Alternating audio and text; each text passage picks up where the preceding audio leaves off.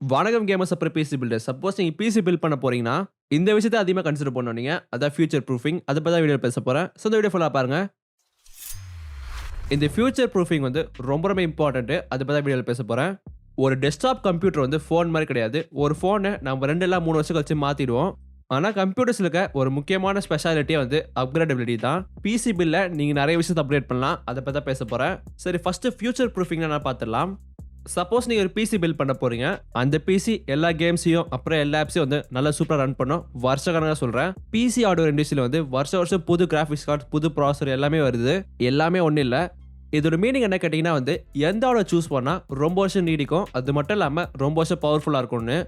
எல்லாருமே ஆயிரக்கணக்கில் ஸ்பெண்ட் பண்ணிட்டு அதை அப்படியே தூக்கி போட மாட்டாங்க. அதோட பொட்டன்ஷியல் போயிடுச்சுன்னா. ஸோ எல்லா கேம்ஸும் வந்து மேக்ஸிமம் செட்டிங்ஸில் விளாட முடியலன்னா, ஸோ நீங்கள் கரெக்டான ஹார்ட்வேர் சூஸ் பண்ணணும். அது மட்டும் இல்லாமல் அது ஃபியூச்சரில் அப்கிரேட் பண்ணுற மாதிரி இருக்கணும். ஃபியூச்சர் ப்ரூஃபிங் பொறுத்த வரைக்கும் பிசியில் இருக்க எல்லா காம்பனன்ட்ஸும் பண்ண முடியும். ஆனால் சில டிஃப்ரெண்ட் டிகிரிஸ் இருக்க போது அதை பற்றி பேசுகிறேன்.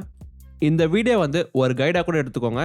ஸோ இதுக்கப்புறம் என்ன பேச போகிறோன்னா வந்து mother board, CPU, graphics card, RAM அதெல்லாம் எப்படி ஃபியூச்சர் ப்ரூஃப் பண்ணலான்னு. ஃபியூச்சர் ப்ரூஃபிங்கில் ப்ரைம் எது கேட்டிங்கன்னா அது மதர் போர்டு தான். ஏன்னா மதர் போர்டு வந்து ரொம்ப ரொம்ப க்ரூஷியலு. ஒரு மதர் போர்டு தான் வந்து எந்தெந்த ப்ராசஸ் சப்போர்ட் ஆக சொல்ல போகுது. அது மட்டும் இல்லாமல் ரேம் கூட. இப்போ சிபியூ ப்ராசஸர்லாம் வந்து டிஃப்ரெண்ட் ஜெனரேஷன்ஸ் வந்து ஏர்லி கணக்கில் சொல்கிறேன். அப்புறம் 3 to 4 இயர்ஸ் கேப்பில் வந்து ஒரு பெரிய ஜெனரேஷன் அப்கிரேட் வருது. அதான் வந்து புது டெக்னாலஜி யூஸ் பண்ணுறாங்க. 2070லேருந்து AMD 14 நானோமீட்டர் யூஸ் பண்ணாங்க. அதுக்கப்புறம் இப்போ 2020ல் 7 நானோமீட்டர் போயிருக்காங்க. ஸோ அடுத்த வருஷம் வந்து 5 நானோமீட்டர் போக போகிறாங்க.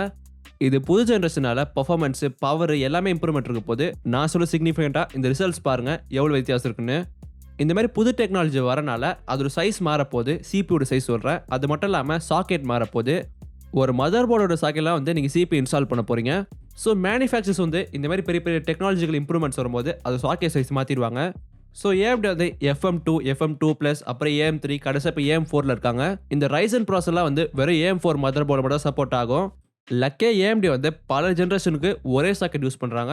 ஸோ இது வரைக்கும் வந்து AMDல Zen ஆர்கிடெக்சர் வந்து 3 ஜென்ரேஷன்ஸ் இருக்குது. அது மட்டும் இல்லாமல் 1000 சீரிஸ், 2000 சீரிஸ், 5000 சீரிஸ் வரைக்கும் இருக்குது. இது 2070லேருந்து சொல்கிறேன். முதல் விஷயம், அந்த மதர் போர்டோட சாக்கெட் வந்து உங்கள் ப்ராசஸோட சாக்கெட்டோட மேட்ச் ஆகணும். நெக்ஸ்ட் நீங்கள் மதர் போர்டு வாங்க போறீங்கன்னா வந்து அதை அப்கிரேட் பண்ணுற மாதிரி இருக்கணும். கண்டிப்பாக அதோட பவர்ஃபுல்லான ப்ராசஸர்லாம் வரப்போகுது. சப்போஸ் அந்த ப்ராசஸர் வந்தால் உங்களுக்கு அப்கிரேட் கண்டிப்பாக தேவைப்பட்டுச்சுன்னா பண்ணிடலாம். இப்போ நான் எக்ஸாம்பிள் சொல்கிறேன். இதோட வந்து AM4 வந்து முடிக்க போகிறாங்க. ஏன்னா வந்து புது ஜென்ரேஷன் போகிறாங்க. அதுதான் Zen 4ன்னு. ஸோ அதனால அந்த புது சிப் செட்டு அது மட்டும் இல்லாமல் சாக்கெட் மாறப்போகுது. சப்போஸ் நீங்கள் இப்போ AM4 மதர் போர்டு வாங்கினா வந்து அப்புறம் அப்கிரேட் பண்ண முடியாது. ஏன்னா வந்து டோட்டலாக டிஃப்ரெண்டான சாக்கெட் யூஸ் பண்ணுது. இதான் ஃபியூச்சர் ப்ரூஃபிங் மதர் போர்டு பொறுத்த வரைக்கும். நெக்ஸ்ட் விஷயம், DDR5 கூட வரப்போகுது. இப்போதைக்கு மதர் போர்ட்ஸில் DDR4 தான் இருக்குது. ஸோ DDR5 வந்து ஒரு ஸ்டெப் அபவ் அது. ஸோ அதையும் கன்சிடர் பண்ணணும். நெக்ஸ்ட் இன்னொரு விஷயம் இருக்குது. இதான் வந்து ஃபண்டமெண்டலு. அதான் ரேம் ஸ்லாட்ஸு, அப்புறம் PCIe ஸ்லாட்ஸ் சொல்கிறேன். உங்கள் பிசியை ஃபியூச்சர் ப்ரூஃப் பண்ணணும்னா வந்து ஃபஸ்ட்டு ரேம் தான் தேவைப்படும். ஸோ ரேம் வந்து கண்டிப்பாக நம்ம போக போக அப்கிரேட் பண்ணுவோம். ஏன்னா க்ரூஷியல் பார்ட்டு. புது அப்ளிகேஷன்லாம் வந்து அதிகமாக ரேம் தேவைப்படுது. ஸோ புது கேம்ஸ்க்கு அதிகமாக ரேம் தேவைப்படுது. சப்போஸ் நீங்கள் நிறைய ரேம் போட போகிறீங்கன்னா 32 GB மேலே சொல்கிறேன். அந்த டைம் வந்து இந்த மாதிரி 4 ஸ்லாட் இருக்க மதர் போர்ட்ஸ் வாங்கலாம். இப்போ எம்பிசி எக்ஸாம்பிள் எடுத்துக்கலாம். இது வந்து B550 mother board. So 4 slot இருக்க போது. இப்போதைக்கு ஒரே ஒரு 16 GB DDR4 மெமரி தான் போட்டிருக்கேன். என் ப்ராசஸர் வந்து 128 GB சப்போர்ட் பண்ணுது. ஸோ கண்டிப்பாக 64 GB அப்கிரேட் பண்ண முடியும். வர ப்ரீமியர் ப்ரோக்ராம் வந்து அதிகமாக ரேம் தேவைப்படுது. நெக்ஸ்ட் க்ரோம் ரன் பண்ணோம்.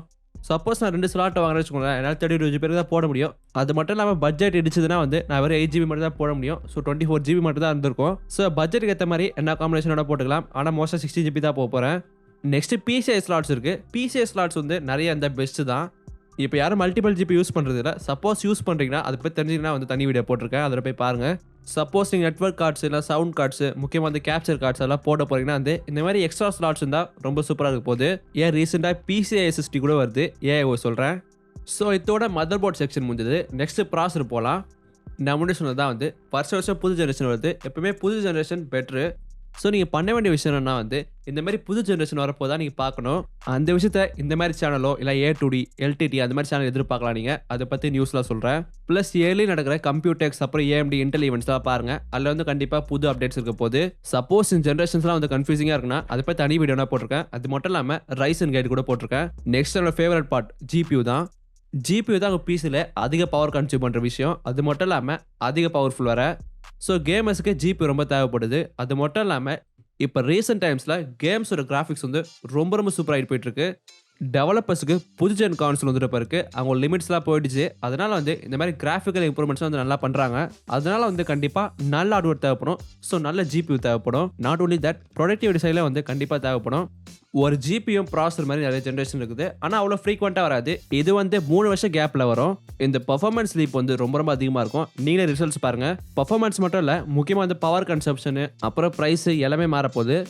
இந்த ஜிபியூ பர்ஃபார்மன்ஸ் வந்து வருஷம் இம்ப்ரூவ் ஆகிட்டே போயிட்டு இருக்கு. அது மட்டும் இல்லாமல் இந்த அப்கிரேட் வந்து ரொம்ப நெசசரி தான்.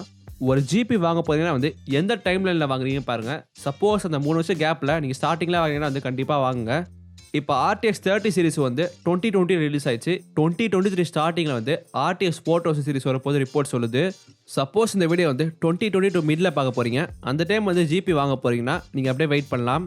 ஸோ முன்னாடி சொன்னது தான், பிசியை பொறுத்த வரைக்கும் அப்கிரேடபிலிட்டி இருக்குது. ஸோ இப்போ நீங்கள் டெம்பரரியாக கூட ஜிபி போட முடியும்.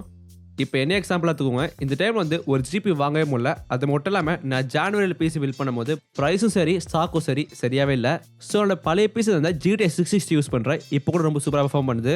இப்போ உங்களுக்கு ஐடியா வந்திருக்கும், இந்த மாதிரி புது ஜென்ரேஷன் வரும்போது அதுக்காக வெயிட் பண்ணிட்டு நீங்கள் அதுக்கப்புறம் அப்கிரேட் பண்ணலாம்.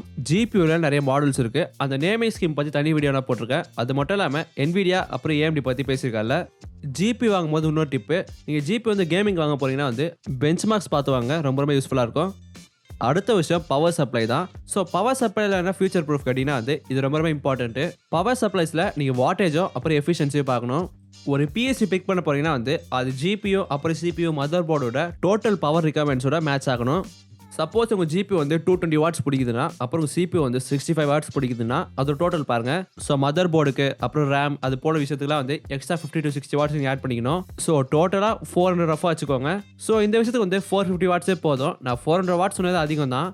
சப்போஸ் நீங்கள் ஃபியூச்சரில் வந்து இன்னும் பவர்ஃபுல்லான ஜிபி போட போகிறீங்க, சப்போஸ் 300 வாட்ஸ் ஜிபி போட போகிறீங்கன்னா வந்து அந்த ஹெட் ஸ்பேஸ் தேவைப்படும். கண்டிப்பாக முன்னாடி ஐடியா இருந்திருக்கும், இந்த மாதிரி புது ஜிபி போட போகிறேன் ரிலீஸ் ஆகிட்ட பிறகு, அதுக்காக வந்து நான் அதிகமாக பவர் சப்ளை போட்டிருக்கேன்னு. ஸோ அந்த அப்கிரேட் பண்ணுறதா இருந்தால் 650 வாட்ஸ் போட்டுக்கலாம். அதான் மேட்ரு. அடுத்த விஷயம் உங்கள் பிசியோட கேபினெட் தான். ஸோ கேஸில் கூட இந்த மாதிரிலாம் கேட்டிங்கன்னா வந்து கண்டிப்பாக இருக்குது. இது வந்து சைஸ் அப்புறம் வந்து ஏர் ஃப்ளோ அதெல்லாம் மாறப்போகுது.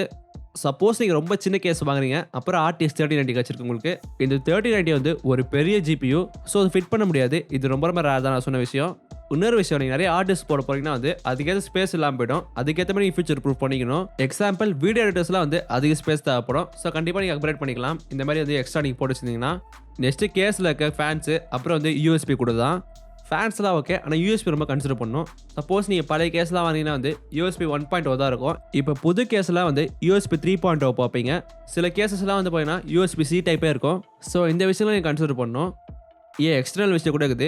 உங்கள் மானிட்டர் கூட எடுத்துக்கலாம். சப்போஸ் ஃபியூச்சரில் வந்து செம்ம ஜிபி வாங்க போகிறீங்க, க்ளோரியஸ் 4Kல விளாடணும்னா வந்து அதுக்கேற்ற மானிட்டர் தேவைப்படும். ஸோ அதனால் வந்து பார்த்தீங்கன்னா நீங்கள் முன்னாடி யோசிச்சு வச்சுக்கணும், இந்த மாதிரி ஃபியூச்சர் ப்ரூஃப் பண்ணிக்கணும் உங்கள் மானிட்டரையும். ஸோ இப்போ நான் சொன்னதான் வந்து நீங்கள் கேல்குலேட் பண்ணிங்கன்னா வந்து உங்களால் வந்து கரெக்டாக பிசி பில் பண்ண முடியும். அது ஃபியூச்சர் ப்ரூஃபாக இருக்க போது. இது ரொம்ப கன்ஃபியூஸ் பண்ணிக்காதீங்க. இன்னும் குழப்பமாக இருந்தால் இது போல் நிறைய கைட்ஸ் போட்டிருக்கேன், அதெல்லாம் போய் செக் அவுட் பண்ணி பாருங்கள்.